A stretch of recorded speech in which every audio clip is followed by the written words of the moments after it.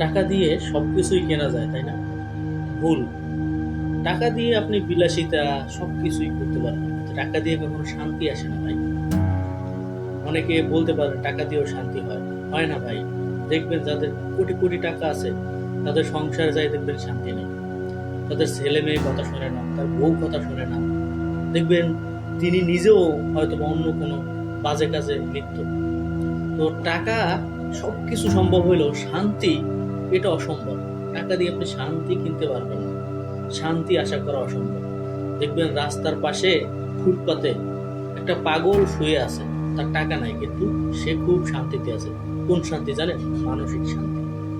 পৃথিবীতে বেঁচে থাকার মানসিক শান্তিটা খুবই গুরুত্বপূর্ণ। যার মানসিক শান্তি নাই তার কিছুই নাই। তো টাকা দিয়ে সবকিছু সম্ভব না, এখনো টাকা দিয়ে শান্তি কেনা যায় না, আর ভবিষ্যতেও যাবে কিনা কমেন্টে জানাবেন।